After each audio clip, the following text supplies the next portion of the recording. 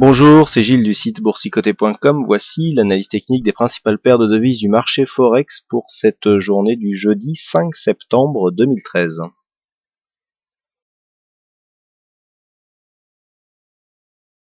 Nous commençons cette analyse par la paire de devises euro-dollar. Donc hier nous étions ici sur une phase de quasi-retournement de cette phase ici de consolidation. Alors je vous avais dit que il faudrait dans un premier temps toucher ici cette bande de Bollinger supérieure et casser cette zone de point haut significatif qui se situe à 1,3225. On n'a pas réellement confirmé ce retournement. Le contact ici avec la bolle n'a pas eu lieu. Et les cours sont revenus ici marquer un nouveau plus bas. Donc on a eu ici une phase de stabilisation autour de cette zone horizontale majeure des 1,3194, mais finalement les cours ont accéléré à la baisse et donc se rapprochent du retracement des 50% qui se situe à 1,3104. Donc là sur cette phase on est toujours dans une continuité de la phase de consolidation puisque on n'a pas eu de signal de retournement qui se soit confirmé. Et du point de vue des indicateurs, on retrouve bien ici cette configuration, puisqu'ici le MACD s'est retourné sur la première impulsion que nous avons ici. Et les oscillateurs donc n'ont pas confirmé ici leur dynamique haussière. Donc on reste sur le biais tel qu'il était fixé précédemment, à savoir ici une phase de consolidation qui a cassé le retracement des 38,2 et dont l'objectif se situe maintenant dans cette fameuse zone des 50,61,8 avec un retournement possible ici sur cette zone horizontale majeure des 1,3076.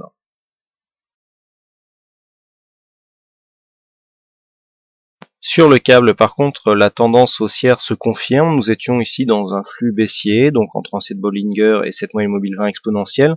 Je vous avais indiqué ici qu'on avait un très beau signal d'entrée en tendance avec ici ce contact bol supérieur. On est revenu ici effleurer la moyenne mobile 20 exponentielle en venant tout de suite marquer des nouveaux plus hauts. Donc là, on a eu une petite rechute mais qui est restée tout à fait dans la dynamique puisqu'on est à peine venu attaquer ici cette moyenne mobile. Et donc depuis, les contacts se font toujours entre donc cette bande de Bollinger supérieure et cette moyenne mobile 20 exponentielle.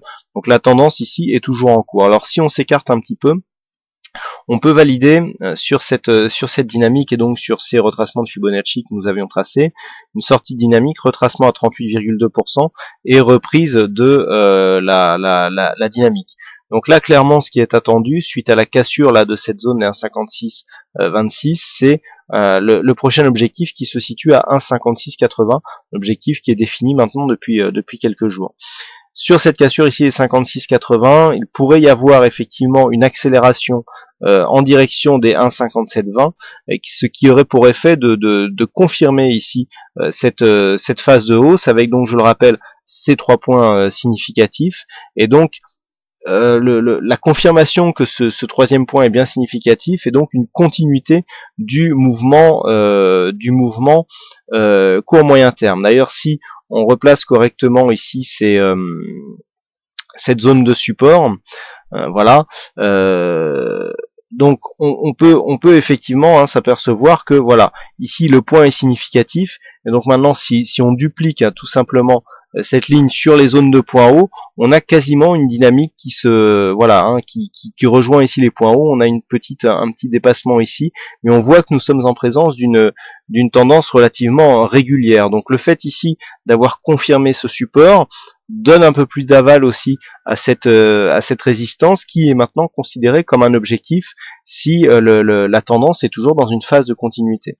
Donc on voit que par le tracé de cette dynamique, eh bien, nous avons des objectifs qui se situent au-dessus de cette zone ici, zone majeure qui se situe sur 1,5755. Donc la tendance reste haussière. On a un petit affaiblissement ici très court terme, qui s'explique par le fait que nous sommes venus ici marquer un nouveau plus haut, et donc il y a une phase de consolidation court terme. Mais du point de vue de la tendance de fond, tant que l'on reste ici au-dessus, alors dans un premier temps, donc sur le flux très court terme, bien au-dessus de cette moyenne mobile 20 exponentielle avec juste quelques contacts ponctuels, on est toujours dans un flux haussier très court terme. Et donc tant que l'on reste ici au-dessus de ce support défini en vert, eh bien nous sommes dans une continuité de tendance haussière dont l'objectif sera confirmé sur un dépassement des 1,5720.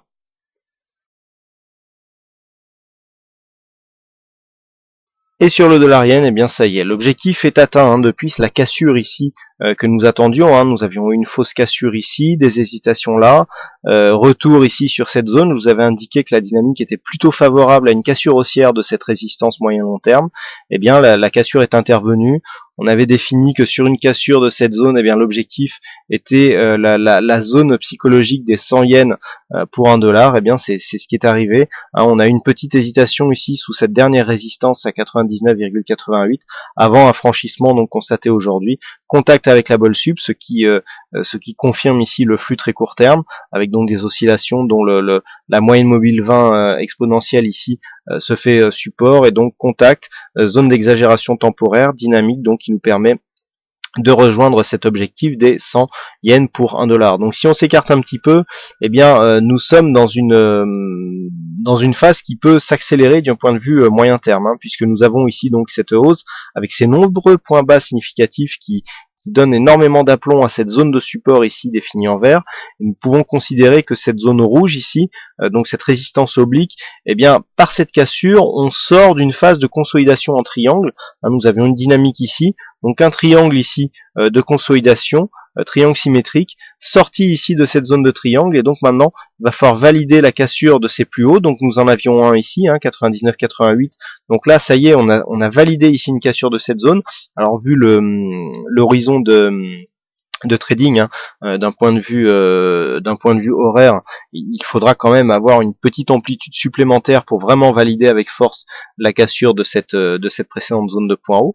Mais ici ça en prend vraiment le chemin, hein. On a tous les signaux qui concordent et donc là on est sur une sortie de cette phase de consolidation avec donc si cette sortie est confirmée, eh bien un signal de continuité de cette tendance moyen-long terme qui est donc bel et bien orientée à la hausse. Hein. Donc là, ici, tous les voyants passent au vert, donc pour une continuité du mouvement haussier de cette paire de devises dollarienne. Voilà ce que nous pouvons dire sur l'analyse technique de ces principales paires de devises du marché Forex. Il ne me reste plus qu'à vous souhaiter à toutes et à tous une bonne soirée, bonne chance dans vos prochains trades, et on se retrouve dès demain pour d'autres analyses techniques en vidéo. Bonsoir à tous.